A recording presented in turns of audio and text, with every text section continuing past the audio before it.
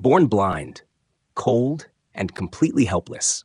Welcome to the world of a sloth. But hey, at least you've got your mom's giant body to keep you warm. That's one perk of being born into the sloth family. You're always the center of attention. Life starts off pretty cozy in the dark, your mom's body practically acting like a giant warm blanket. And the food? Just a quick shove of some leaves into your face. Not exactly a gourmet experience, but hey, it gets the job done. Then your eyes open. And what do you see? A dim, cramped den full of other sloths just as clueless as you. Your world isn't a jungle of excitement, it's a giant nap zone.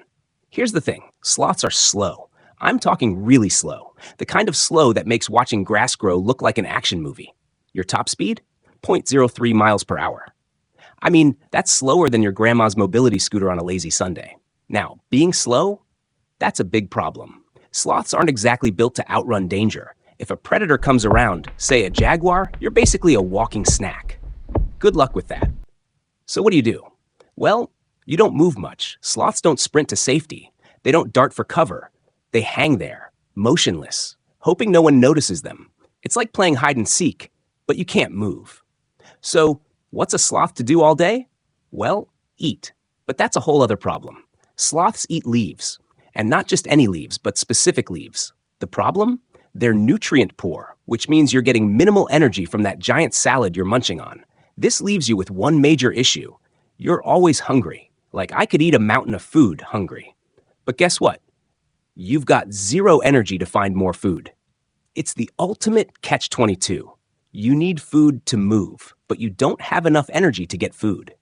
And when you're too tired to reach the good leaves, you end up nibbling on whatever's within arm's reach, even if it's not the tastiest option. Oh, and let's talk about climbing down trees. It's a sloth's worst nightmare. Imagine having to go down the stairs, but you're moving at the speed of molasses, and every step feels like a mini disaster. Those claws? Super useful for staying in place. But they're pretty much useless for anything else. When a sloth tries to descend, it's like watching someone try to climb down a tree wearing oven mitts. If a sloth falls, well, let's just say it's not a graceful landing. But wait, there's more. Sometimes sloths do something totally crazy. They come down from the trees to poop. And when a sloth is on the ground, they're at their most vulnerable. The world of predators isn't like the trees, it's full of danger. And for a sloth, being on the ground means being easy prey. As if being slow, hungry, and clumsy wasn't bad enough, sloths are also dealing with habitat loss. The forest they call home? They're disappearing fast.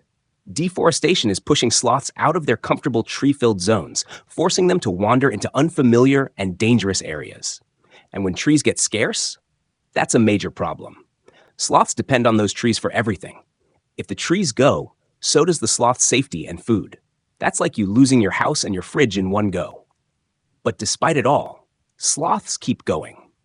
They might be slow, clumsy, and totally unequipped to handle the world they live in, but somehow they survive.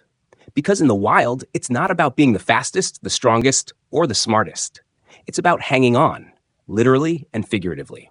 So next time you see a sloth, remember, they're not just hanging out, they're surviving. In a world that's constantly trying to knock them down.